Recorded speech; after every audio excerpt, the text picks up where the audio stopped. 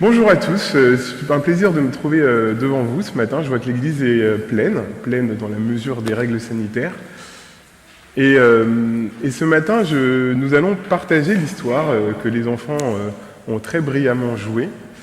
Cette histoire, c'est l'histoire d'une guérison. Et le thème de ce matin, ça va être le thème de la foi. Et une fois n'est pas coutume, le titre, qui est juste marqué derrière moi, colle parfaitement avec la réflexion que je voudrais partager avec vous ce matin.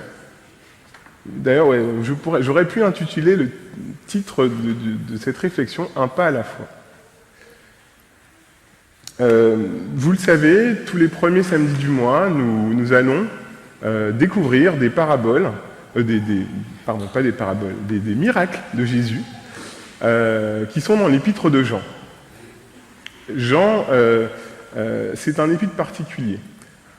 Au mois de janvier, le pasteur Émile nous a parlé des noces de Cana, et c'était le premier signe.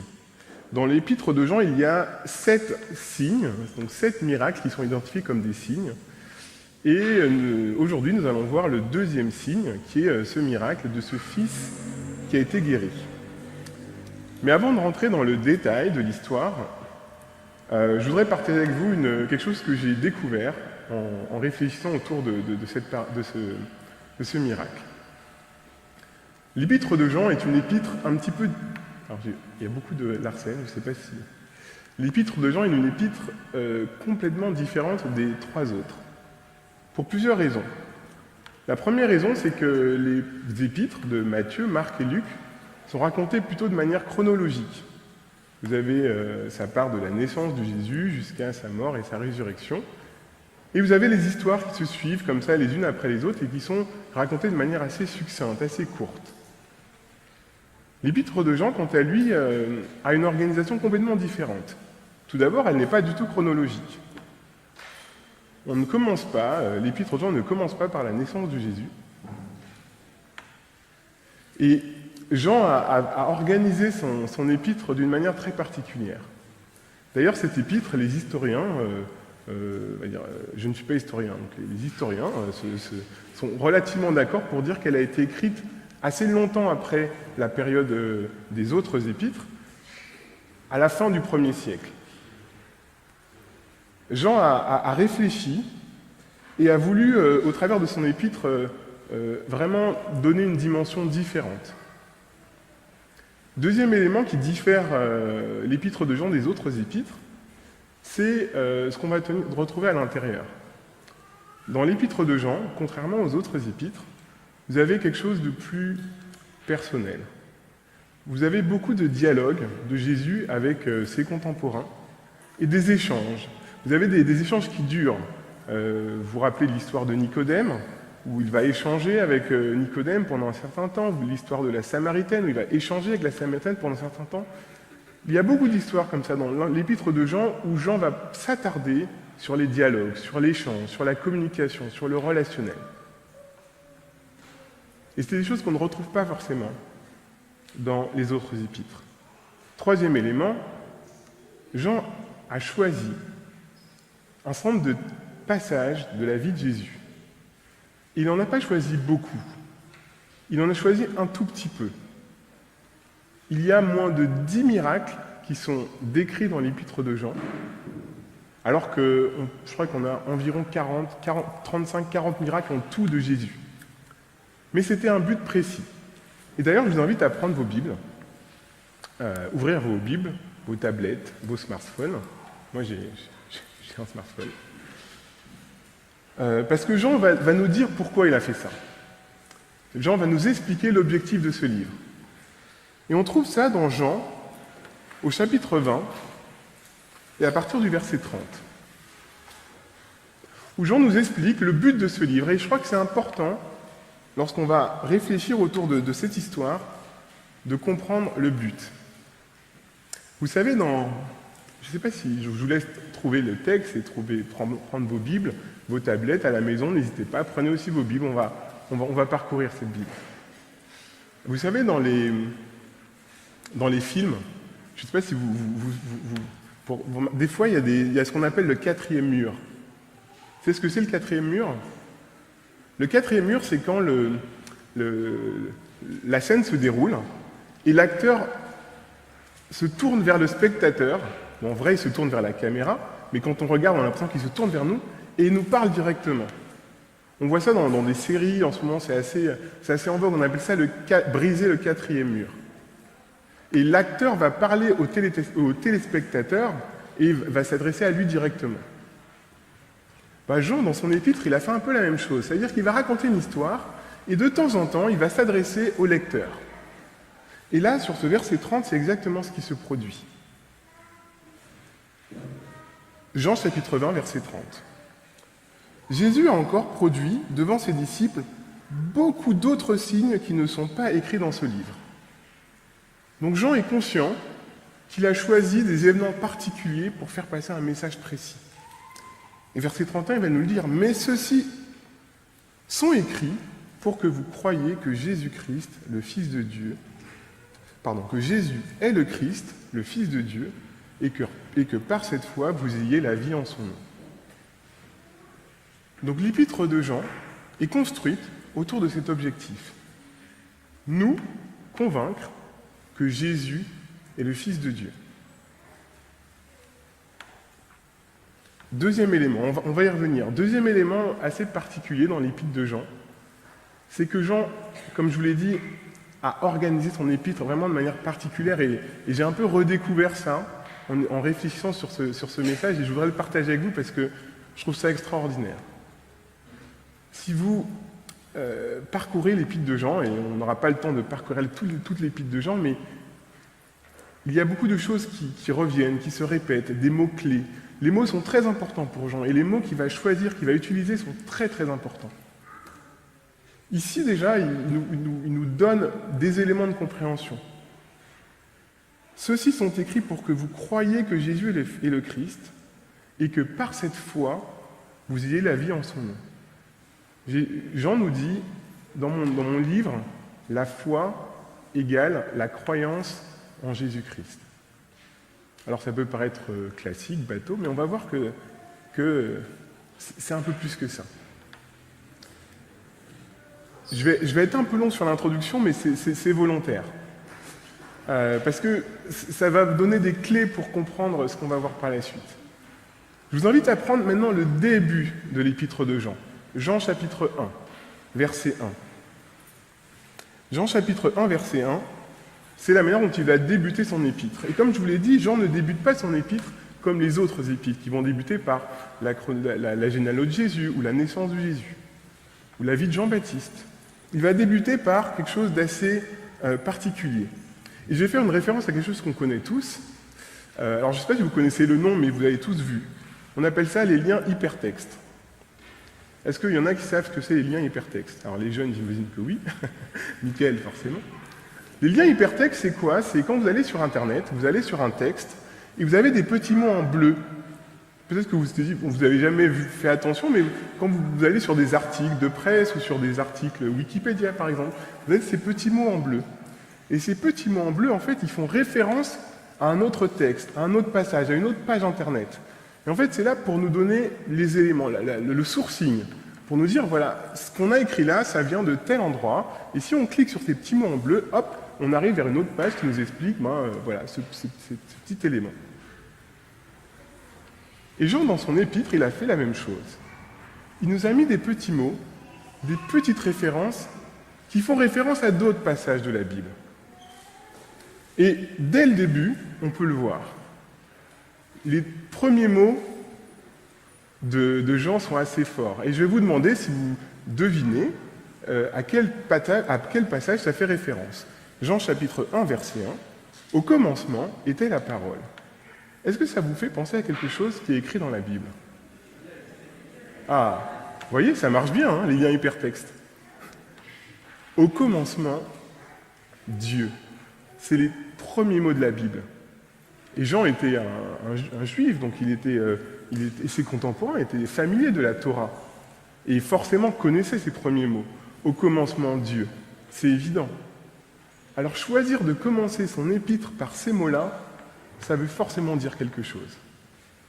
Alors l'idée, c'est ici, on ne va pas étudier ce Jean 1 qui est extrêmement riche et extrêmement détaillé, mais je voulais vous donner quelques éléments qui vont nous permettre de comprendre ce miracle.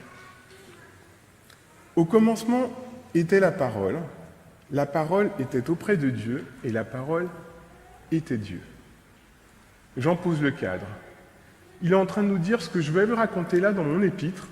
C'est pas seulement l'histoire d'un homme qui est né aux alentours de 0, avant Jésus-Christ, autour de Jésus-Christ, et qui a vécu une trentaine d'années. C'est une histoire qui commence dès le début. C'est une histoire qui est plus large que juste quelques années. Ça commence au commencement de tout. Au commencement était la parole était auprès de Dieu et la parole était Dieu.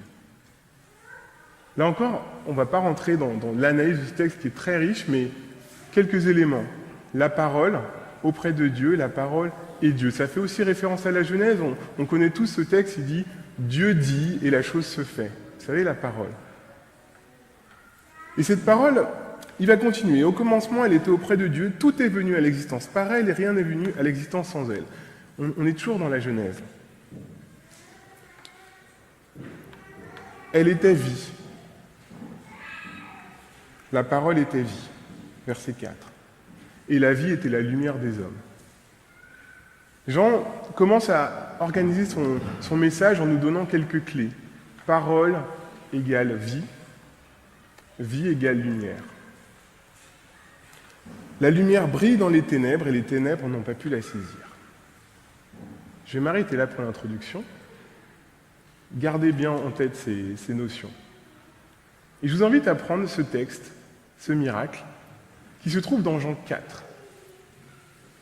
Comme je vous l'ai dit, on a vu le premier signe et le premier miracle avec le pasteur Émile Lazare en janvier. C'était les noces de Cana. Et ici, nous voyons le deuxième signe. Jean 4 à partir du verset 43. Alors, c'est pas moi qui dis que c'est le deuxième signe, c'est Jean qui le dit. Si vous prenez Jean 4, verset 54, donc à la fin de l'histoire, Jésus produisit encore ce deuxième signe après être venu en Galilée. Comme je vous l'ai déjà dit, le texte de Jean n'est pas du tout chronologique. Donc Jean a organisé son message pour vraiment construire sa réflexion et nous toucher, nous parler, pour avec un seul but, c'est nous convaincre que Jésus est le Fils de Dieu. L'histoire commence au verset 43. Après ces 2 jours, il partit de là pour se rendre en Galilée. Alors, rapidement, de quels 2 jours parle-t-on ? Le texte précédant ce message, cet épisode, c'est le texte assez connu de la Samaritaine. Vous connaissez ce texte. Jésus se retrouve vers midi, près d'un puits, rencontre une femme, discute avec cette femme. Cette femme est convaincue que c'est peut-être le Christ, va aller dans son village, dire à tout le monde « J'ai rencontré quelqu'un qui m'a dit tout ce que j'ai fait ». Le village va venir voir Jésus, Jésus va leur parler et les villageois vont croire par la parole de cette femme. Mais les villageois vont demander à Jésus de rester 2 jours avec eux pour discuter avec eux, pour échanger avec eux. Jésus va rester 2 jours avec eux et ensuite il va remonter en Galilée. Après ces 2 jours-là, il partit de là pour se rendre en Galilée. Verset 44, je ne sais pas, vos Bibles, prenez vos Bibles, regardez, il y a des petits traits, moi j'ai des petits crochets. Les petits crochets, ce sont les notes de l'auteur. Vous savez, je vous ai parlé du 4e écran. Hop, là, Jean s'adresse à nous. Et il nous dit, « Car Jésus lui-même a témoigné qu'un prophète n'est pas honoré dans son propre pays. » Fin des guillemets. Alors quand je lis ça, je me dis, mais pourquoi ? Le texte nous dit bien, après ces 2 jours, il partit là pour se rendre en Galilée, car Jésus lui-même a témoigné qu'un prophète n'est pas honoré dans son propre pays. Il n'y a pas quelque chose de bizarre ? Si on retourne la phrase, ça nous dit, en fait, Jésus n'est pas honoré dans son propre pays, alors il va dans son propre pays. C'est bizarre, non ? Et quand on continue, lorsqu'il va en Galilée, les Galiléens l'accueillirent parce qu'ils avaient vu tout ce qu'il avait fait à Jérusalem pendant la fête, car eux aussi étaient allés à la fête. Alors, ça a l'air de bien se passer. Enfin, je veux dire, Jésus va dans son pays, les gens de son pays l'accueillent. Ça a l'air de bien se passer, non? Pourquoi Jean nous met cette petite note, ce petit appel au lecteur pour nous dire « Attention, n'oubliez pas, Jésus avait dit qu'il n'était pas bien accueilli dans son propre pays ». La réponse à cette question, on la trouve un petit peu avant. On la trouve à Jérusalem. Jésus était à Jérusalem, au temple. Alors je vous rappelle, ce n'est pas chronologique. On est au début de l'épître de Jean. Le temple, ça arrive normalement plus loin. Mais Jean a organisé son récit différemment. Chapitre 2 de l'épître de Jean, Jésus est à Jérusalem. Vous savez, c'est l'épisode où il va chasser les gens du temple. Et on va le prendre ensemble. Jean 2.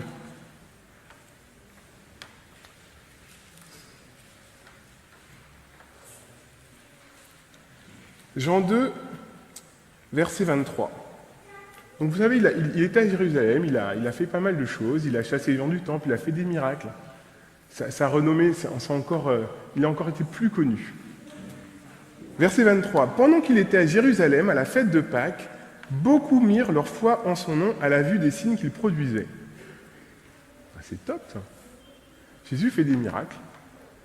Jésus nettoie le temple. Et beaucoup, les Juifs qui étaient là, et notamment les Galiléens, mettent sa foi en lui, à la vue de ces signes. Amen, gloire à Dieu. Mais si on continue le texte, au verset 23, il nous dit quelque chose d'assez troublant. Mais Jésus, lui, ne se fiait pas à eux parce qu'il les connaissait. Attendez, je relis. Pendant qu'il était à Jérusalem, à la fête de la Pâque, beaucoup mirent leur foi en son nom, à la vue des signes qu'il produisait. Mais Jésus, lui, ne se fiait pas à eux parce qu'il les connaissait tous. Dans d'autres versions et d'autres traductions, le verbe se fier à eux, c'est assimilé à mettre sa confiance en ou avoir foi en. Donc on est en train de dire que les Juifs mettaient sa foi en Jésus, et Jésus ne mettait pas sa foi dans ces Juifs. Attendez, il y a un truc que je ne comprends pas. Depuis quand Jésus met sa foi en nous? C'est plutôt nous qui devons mettre notre foi en lui, non? À quel moment Jésus met sa foi en nous?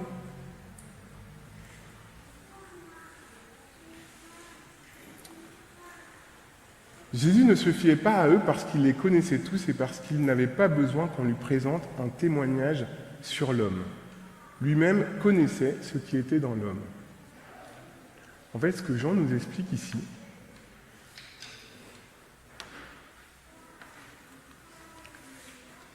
c'est que Jésus avait compris que les Juifs qui mettaient sa foi en lui ne mettaient pas sa foi en lui pour les bonnes raisons. Vous savez, quand on a quelqu'un qui est relativement connu dans notre entourage proche ou dans là d'où on vient, par exemple, je sais pas, la région parisienne ou par exemple, moi je suis antillais, voilà, d'origine. Donc, par exemple, quand il y a quelqu'un qui gagne la Coupe du Monde et qui gagne je sais pas, je pense à Marie-Josée Pérec, par exemple, ou à Teddy Riner, on ressent cette fierté, vous savez, de dire ah tiens, ah oui, lui, il est de chez moi, il est bien, vous avez vu ce qu'il fait? Et finalement, on s'approprie un petit peu de cette gloire personnelle parce que ça nous fait du bien de savoir que, voilà, autour de nous, il y a quelqu'un qui vient de là où on vient et finalement, cette personne a fait des choses extraordinaires et finalement, on s'approprie un peu cette gloire et cet événement. Et c'est un peu ce qui se passait avec ces Juifs et ces Galiléens. Jésus de Nazareth commençait à devenir ultra connu. Il était connu par tout le monde. Il avait une réputation, on voulait le faire roi. Et les gens disaient, mais cet homme, il est extraordinaire, il fait des miracles. Et les Juifs mettaient leur foi en Jésus parce qu'il faisait des miracles. A priori, comme ça, on pourrait croire que, je sais pas, je vois pas le problème, mais c'est bien, Jésus était aussi là pour faire des miracles. Pourquoi c'est relevé comme quelque chose de... Vous savez, vous sentez qu'il y a une aspérité là dans l'histoire. C'est pas totalement positif dans la manière dont Jean le raconte. Parce qu'effectivement, Jésus connaissait l'homme. Et que cette foi qui était mise en Jésus, ce n'était pas la foi que Jésus attendait qu'on mette en lui. Et je vous ai posé la question, est-ce que Jésus doit mettre sa foi en nous? Ou est-ce que c'est nous qui devons mettre sa foi en lui? Mais oui, Jésus met sa foi en nous. Je fais une toute petite parenthèse. Vous connaissez bien la parabole du semeur, qui sème dans les champs, etc. On trouve ça dans Luc, dans Matthieu, dans Marc.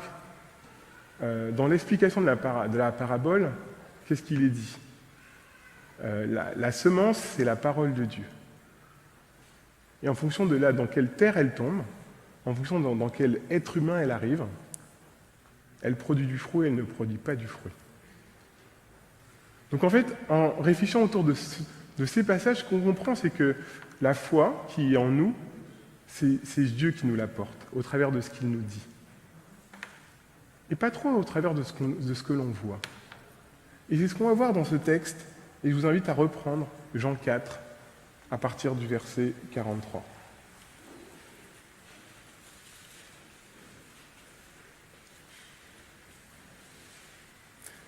« 46, pardon. Il retourna donc de Cana en Galilée, là où il avait changé l'eau en vin. Il y avait à Capharnaüm un officier royal dont le fils était malade. Donc, officier royal, le roi de l'époque, c'était Hérode Antipas, le fils d'Hérode le Grand. Officier royal, c'était un juif qui était à la charge du roi. Et donc, les rois étaient mis là par les Romains, donc c'était un peu un collabo. Vous voyez, si je vous fais une petite analogie. Ayant entendu dire que Jésus était venu de Judée en Galilée, il alla le trouver pour lui demander de descendre, guérir son fils qui était sur le point de mourir. Alors, Jésus était à Jérusalem, il remonte, Jérusalem c'est en Judée, je ne sais pas si vous voyez la carte, mais bon, je vais vous le faire très schématique. Jérusalem c'est en Judée, il doit monter en Galilée, au milieu il y a la Samarie, donc il est passé par la Samarie, il passe 2 jours en Samarie, et puis il arrive à Cana. Cana, là où il avait, tout au début de son ministère, changé l'eau en vin. Capernaum, c'est à peu près à 30 km de Cana, c'est près du lac de Tibériade, au niveau de la mer. Cana, c'est un petit peu plus dans les hauteurs. Et donc, à Capernaum, il y a un officier romain qui a son fils qui est malade, et qui entend, d'après les rumeurs, que Jésus qui était à Jérusalem, il remonte à côté de chez lui. 30 km, c'est à peu près une journée de marche. On marche à peu près à 3-4 km/h. 3-4 km/h, mais bon, dans ces pays-là, il fait chaud, vous savez, c'est pas comme quand on marche dans Paris, donc on marche un peu plus lentement, une journée de marche à peu près. Donc il va, son fils est sur le point de mourir, j'imagine que cet homme a déjà consulté tous les médecins, a déjà fait pas mal de choses pour essayer de guérir son fils, mais son fils est toujours malade et son fils est sur le point de mourir. Donc c'est vraiment sa dernière chance. Et cet homme a entendu parler de ce Jésus. Ce Jésus a déjà fait énormément de miracles. Si on regarde dans les autres évangiles, on voit qu'à Capharnaüm, il a guéri notamment la belle-sœur de Simon, la belle-mère de Simon, d'autres des estropiés. Il a guéri plein de gens déjà. Donc sa renommée est connue. Et il l'entend, il se dit, je ne sais pas s'il croit, mais il entend, il dit, bon, c'est ma dernière chance. Donc je vais y aller. Et il va à Cana. Vous savez, à l'époque, il n'y avait pas de téléphone portable.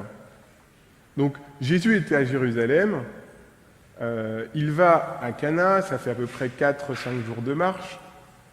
Donc j'imagine que l'homme se dit « Ah, il va y aller, il faut que j'y aille pour arriver quand il sera là. » Donc il y va. Mais Jésus fait une pause en Samarie pendant 2 jours. Donc l'homme, il va attendre pendant 2 jours là, à Cana, en disant « Mon fils est malade, mais bon, j'attends Jésus. » 1 jour, 2 jours, Jésus a 2 jours de retard. Il a passé 2 jours avec les Samaritains. Jésus arrive enfin. J'imagine que, et le texte nous le dit, les Galiléens l'ont accueilli, donc il va avoir une foule autour de lui. C'était une star, Jésus, à l'époque. Et il se faufile dans cette foule et va voir Jésus et lui demande de guérir son fils. Et Jésus va lui répondre quelque chose d'assez, à premier abord, assez violent. Verset 48. Jésus lui dit « Si vous ne voyez pas des signes et des prodiges, Vous ne croirez donc jamais? Waouh! Alors vous imaginez cet homme qui, voilà, c'était son espoir, son dernier espoir. Il a fait un jour de marche, il a attendu Jésus pendant 2 jours, et il vient supplier Jésus de guérir son fils, et Jésus lui parle comme ça. Lorsqu'on regarde bien le texte et les mots qui sont utilisés en grec, le mot qui est utilisé pour vous, et le sujet et le verbe, sont au pluriel. Et les commentaires s'accordent à dire qu'en fait, Jésus ne s'adresse pas spécifiquement à cet homme, mais s'adresse au travers de cet homme à toute la foule qui l'entoure, et notamment aux Galiléens qui sont là et qui regardent. Vous savez, je vous ai dit, les Galiléens qui étaient en Jérusalem ont cru Jésus parce qu'il faisait des signes et des miracles. Ils l'ont accueilli en Galilée parce qu'il faisait des signes et des miracles. Et j'imagine qu'ils s'attendaient à voir la suite du spectacle. Quand Jésus arrive, il y a un gars qui arrive qui a un problème, hop, Jésus il va arriver, il va faire le show là, hop, un petit miracle, super. Et on va continuer à avoir des miracles. Et Jésus va s'adresser à cette foule et leur dire, mais vous attendez que ça en fait. Vous n'attendez que ça et vous ne croyez que si vous voyez des signes et des miracles. Mais ces signes et ces miracles, en fait, vous en attendrez toujours. Vous serez toujours en attente de plus. Plus de signes, plus de miracles.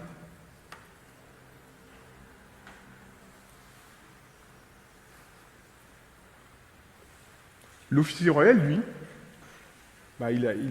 il a qu'un seul espoir. Il va voir Jésus et lui dire « Jésus, descends avant que mon enfant ne meure. »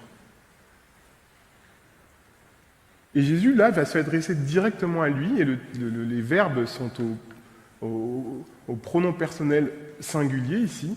« Va », lui dit Jésus, « ton fils vit. » Alors je ne sais pas comment vous réagiriez si vous aviez un enfant qui était malade, vous allez voir le médecin le star de la place, et vous allez le voir et vous lui dites une journée de marche. Viens chez moi, guéris mon fils, et je te dérange plus. Et ce médecin lui dit non, mais ton fils vit en fait. Et les verbes utilisés sont assez importants, et je vous ai dit, Jean est assez précis dans les termes qu'il utilise. Le verbe vie, qui est utilisé là, c'est zae en grec, et en fait c'est le verbe qui est utilisé pour dire revit. C'est le terme qui est utilisé pour la résurrection. Donc je sais pas on ne sait pas si cet enfant était déjà mort ou encore malade, mais en tout cas Jésus utilise ce mot, ton fils revit. Va, ton fils revit. Et il ne dit pas, va, ton fils est guéri. Vous savez, cet homme attendait une guérison. Jésus va lui apporter, non pas la guérison, mais la vie. Et ce qui est assez fort dans ce passage, si vous remettez dans le contexte, on est à 30 km. Le fils est à Capernaum, Jésus est à Cana. En fait, il ne se passe rien en fait, dans l'histoire. Il ne se passe rien à Cana, en fait. La foule est là, l'homme vient, il dit « Jésus, guéris mon fils ». Jésus lui dit « Va, ton fils vit ». Fin de l'histoire. En fait, il n'y a aucun miracle qui se passe à Cana. Le miracle, il est à 30 km de là. Mais l'homme ne le sait pas aujourd'hui, ne le sait pas quand il... je vous ai dit, à l'époque, ils n'avaient pas de téléphone portable. Vous savez, aujourd'hui, on aurait dit « Ah bon? Allô, est-ce qu'il vit? Oui, il vit? Ah, ok, super. Merci Jésus. Hop, bon, j'y vais. » Non. Là, tout simplement, il croit et il s'en va. Le mot qui est utilisé ici, c'est aussi l'homme crut à la parole que Jésus lui avait dite et s'en alla. S'en alla, le terme qui est utilisé, c'est aussi le terme qui est utilisé pour dire repris son chemin. En fait, j'imagine que cet homme avait arrêté peut-être tout ce qu'il faisait autour de lui pour se consacrer à la guérison de son fils. Et Jésus va lui dire en une phrase, « Non mais, vas-y, ton fils vit. » Et cet homme va croire à cette phrase, à cette parole de Jésus, et va revenir chez lui, mais le terme qu'il utilisait, c'est « va reprendre sa vie », va se remettre en marche. Et cette parole de Jésus, qui est très courte et très succincte, a deux effets. Elle redonne la vie à son fils, on le sait parce qu'on connaît la fin de l'histoire, mais aussi elle redonne la vie à cet homme. Il se remet en marche. L'histoire continue. Comme il descendait, ses esclaves vinrent au-devant de lui pour lui dire que son enfant vivait. J'imagine également, on se téléporte à Capernaum, on est avec les esclaves j'imagine, sont auprès de l'enfant, en train de lui mettre des compresses sur la tête, parce que l'enfant a la fièvre. Et puis à un moment donné, hop, l'enfant il dit « Ah ben ça va, je vais bien ». Il se lève et puis commence à faire sa vie, quoi. Enfin, à faire ce qu'il a l'habitude de faire, quoi. Les esclaves, ils doivent dire, attendez, le maître est parti chercher je sais pas qui pour acheter je sais pas quoi, allons vite le prévenir que son fils vit. Hop, hop, hop, on se dépêche, on remonte le chemin. Et puis les deux se rencontrent au milieu du chemin, entre Cana et Capernaum.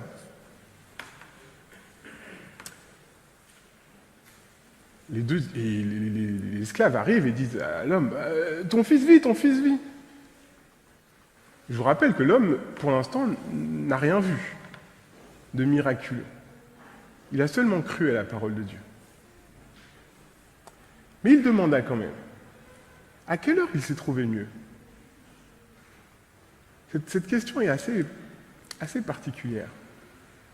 Parce que, est-ce qu'il a cru qu'au moment où Jésus a dit « il vit », son fils vivait ? Il a peut-être cru qu'en fait, Jésus lui disait « Non, mais ton fils vit déjà, ça fait 3 jours que tu es là, en fait, ton fils, il est guéri et il n'y a pas de problème. » Il ne savait pas, en fait, est-ce que c'était l'action de Jésus ou est-ce que c'était juste un constat, ton fils vit. Mais il avait quand même mis sa foi dans cette parole. Il va poser cette question, alors c'est à quelle heure qu'il s'est senti mieux ? Et les esclaves dirent, c'était à la 7e heure, la 7e heure, donc c'est l'heure juive, donc c'est à peu près à 13h de l'après-midi, il s'est senti mieux. Le père sut donc que c'était à ce moment même où Jésus lui avait dit « ton fils vit ». Et là, il y a une deuxième étape, et il devint croyant, lui et toute sa maison.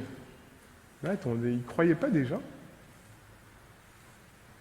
On ne nous a pas dit qu'il avait cru la parole de Jésus, juste avant ?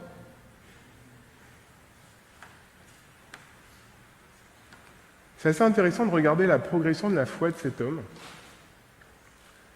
Cet homme qui a eu foi en Jésus avant même de le connaître, parce qu'il a entendu parler de lui. On va me dire qu'il était là.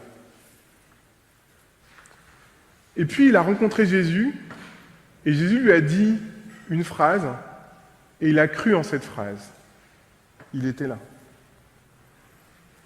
Et puis il a rencontré ses esclaves qui lui ont parlé et qui ont confirmé ce que Jésus avait dit, ou ce que Jésus avait dit. Il était là. Et puis enfin, il a vu son fils. Il était là. Comme je vous l'ai dit, l'image qui est derrière illustre très bien le message que je voulais partager avec vous. La foi. Et ce qui est assez intéressant dans ce passage, c'est le contraste. Le contraste parce que ce chapitre 4 de Jean, il est organisé comme ça. Il y a l'histoire de la Samaritaine au début, il y a cette petite interlude sur les Galiléens au milieu, et il y a ce miracle de cet enfant guéri à la fin. Aussi bien pour la Samaritaine que pour cet homme et son fils, ces personnes ont cru en Jésus sans avoir vu aucun miracle. Ont cru seulement à la parole de Dieu. Ont seulement cru parce qu'ils ont échangé avec Jésus, qu'ils ont discuté avec lui, qu'ils ont intégré sa parole dans leur cœur. Et au milieu de ce passage, il y a les Galiléens, les Juifs contemporains de Jésus, qui, eux, suivaient Jésus à Jérusalem, en Judée, en Galilée. Et eux, on comprend qu'ils ont cru en Jésus, mais seulement en Jésus, faiseur de miracles, en Jésus, homme, spectacle. Et ce qui est assez intéressant, c'est que, aussi bien pour la Samaritaine que pour cet homme, la foi qu'a développée cette Samaritaine s'est répandue autour d'elle. Les gens de son village, beaucoup de gens de son village, ont cru aussi à sa parole de la Samaritaine et à la parole des Juifs dans un deuxième temps. Et là également, dans l'histoire de cet homme, il a cru lui, mais ensuite, toute sa maison avec lui. Toute sa maison, je vous rappelle, il était officier royal, donc ce n'était pas une petite maison avec 3-4 personnes. Il avait des esclaves, des serviteurs, il avait sûrement beaucoup d'enfants, peut-être plusieurs femmes. Toute sa maison. Ils ont tous cru en Jésus. Et Jean nous fait passer un message ici. La foi vient de ce que l'on entend, et ce que l'on entend vient de la parole de Dieu. Alors ça, c'est pas de Jean, c'est de Paul. Ça se trouve dans Romains. Je pense que c'est un texte aussi qui vous parle. Mais là, il me parle encore plus, ce texte. Pourquoi Jean met en avant, de manière assez particulière, que la foi est plutôt liée à ce qu'on entend plutôt qu'à ce qu'on voit? Enfin, qu'on entende des infos à la radio ou à la télé, c'est à peu près la même chose. Qu'on entende Dieu là, comme ça, vous voyez, ou qu'on entende Dieu, je sais pas, au travers de réseaux, de téléphones, de radio, c'est un peu la même chose. Mais Jean va appuyer sur ce sujet, il va dire, non, la parole a une dimension beaucoup plus grande. Et là, je vous ramène dans Jean chapitre 1. Au commencement était la parole. La parole était Dieu. La parole était auprès de Dieu. Jean va appuyer sur ce sujet pour nous dire que la parole a une action particulière. Et quand on regarde l'évangile de Jean, mais aussi les autres évangiles, et notamment, je vous ai parlé de cette parabole du semeur, on voit que cette parole a une action particulière. Pourquoi ? Parce que cette parole, elle rentre à l'intérieur de nous. Elle touche notre cœur.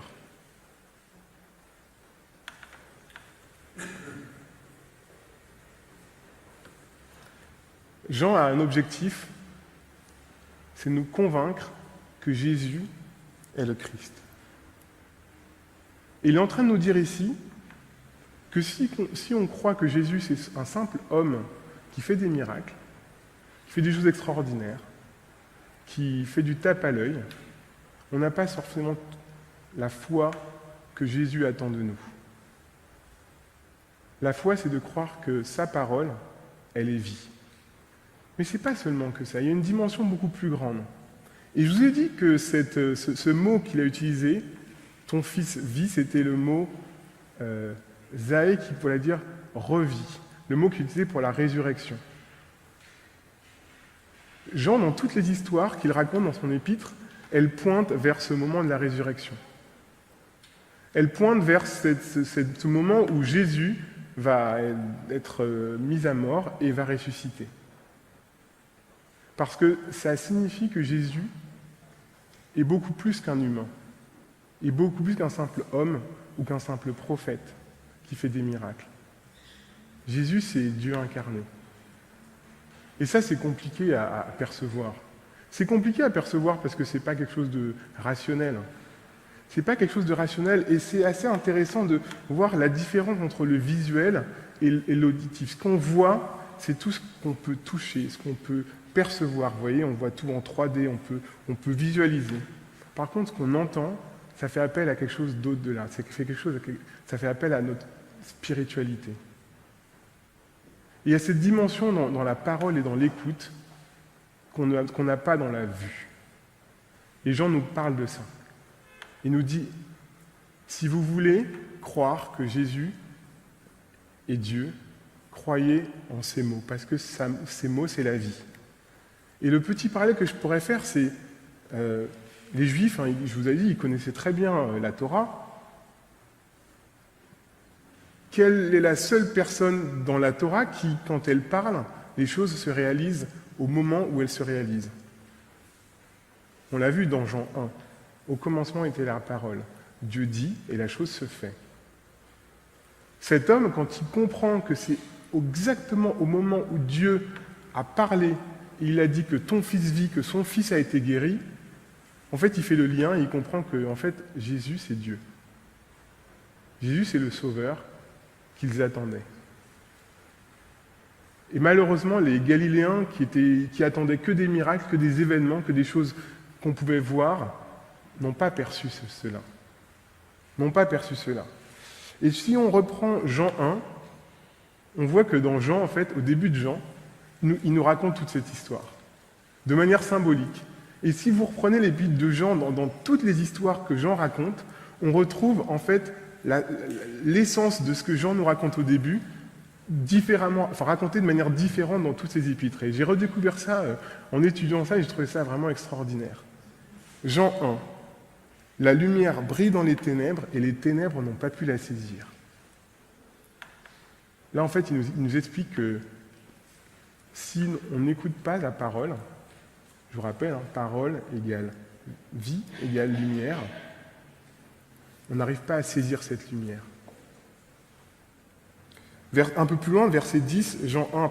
Elle était dans le monde, mais le monde ne l'a jamais connue. Elle est venue chez elle, mais les siens ne l'ont pas accueillie. C'est fort quand même. Mais il y a quand même un espoir. Mais à tous ceux qui l'ont reçu, et c'est intéressant parce que dans l'épître de Jean, on va voir que dans toutes les histoires, il y a toujours une petite partie qui reçoit la parole. À tous ceux qui l'ont reçu, la parole, elle a donné le pouvoir de devenir enfants de Dieu.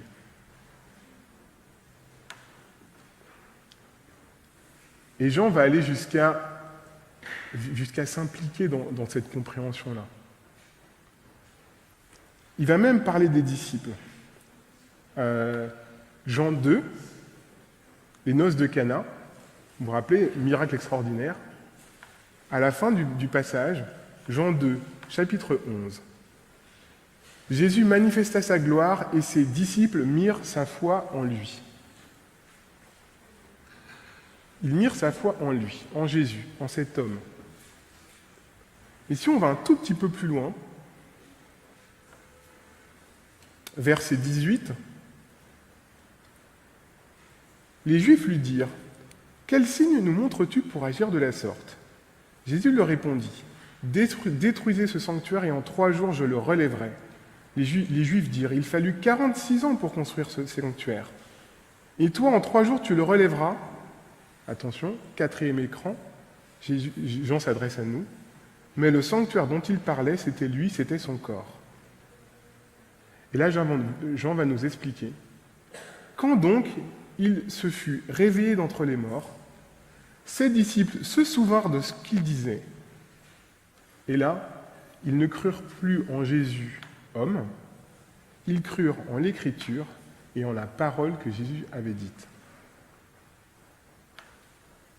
Même les disciples, qui ont vécu toute leur vie auprès de Jésus, d'après Jean, ont compris toute la portée de Jésus, toute sa spiritualité, toute sa divinité au moment de cette résurrection. Alors nous, on a de la chance parce qu'on connaît déjà l'histoire, on connaît déjà la fin, mais il y a quand même un point d'attention pour nous. Est-ce qu'on laisse cette parole toucher notre cœur ? Est-ce que cette semence que le Père a déployée pour tout homme, je vous rappelle, la lumière éclaire tout homme, est-ce qu'elle pénètre dans nos cœurs, est-ce qu'elle donne de bons fruits ? Est-ce que cette graine devient petit à petit une petite plante qui grandit, qui grandit, qui grandit ? Et est-ce que ces miracles nous permettent d'asseoir cette graine qui a déjà grandi chez nous ? Ce n'est pas le miracle qui fait la foi. Ce n'est pas la résurrection qui fait la foi. Et d'ailleurs, beaucoup de gens ont voulu justifier leur foi par la résurrection, en disant la résurrection, ça démontre que ma foi est juste. Mais ce n'est pas la résurrection qui démontre la foi. La résurrection, c'est l'objet de la foi. C'est en ça que l'on doit croire. C'est croire que Jésus est le Christ, qu'il est mort et qu'il est ressuscité pour nous. Et je voudrais vous laisser avec ce merveilleux texte qu'on trouve dans Ésaïe. Ésaïe 55, verset 11. On va commencer à verset 10. « Comme la pluie et la neige descendent du ciel et n'y reviennent pas sans avoir abreuvé la terre. » Ésaïe 55, verset 10. Je vois que vous cherchez, c'est bien. Je vais attendre un petit peu.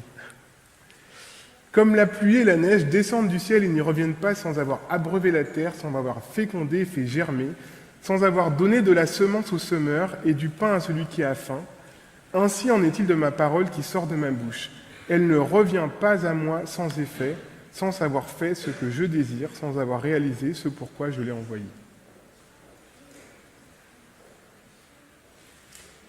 Jean nous appelle à recevoir cette parole, à mettre notre foi dans la parole de Dieu, mais aussi à la partager. Et l'exemple de cet homme, l'exemple de la Samaritaine et tous les exemples qu'on trouve dans Jean, c'est des exemples de partage de la parole de Dieu. Partagez ce qui vous est arrivé dans votre vie, partagez les magnifiques grandeurs de Jésus, partagez ce qui vous est...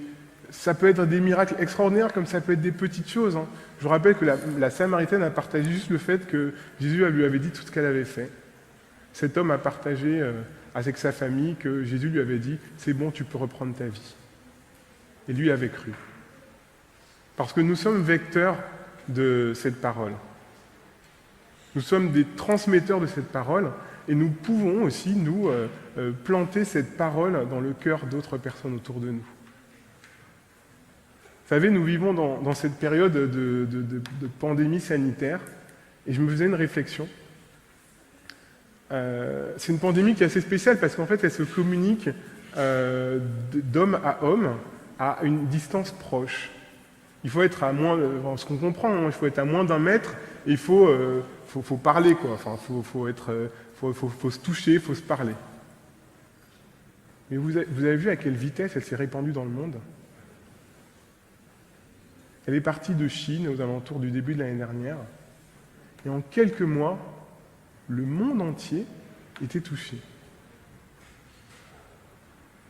Mais vous imaginez si chacun d'entre nous avions l'impact de cette pandémie autour des gens que l'on touche ou auxquels on parle. Imaginez que à toutes les personnes à qui vous vous retrouvez à moins d'1 mètre, vous dites une chose que Jésus a fait dans votre vie, et bien en quelques mois, le monde entier est touché. En quelques mois, la terre entière a entendu parler de Dieu. Magnifique. Que Dieu nous aide à écouter sa parole dans nos cœurs. Amen.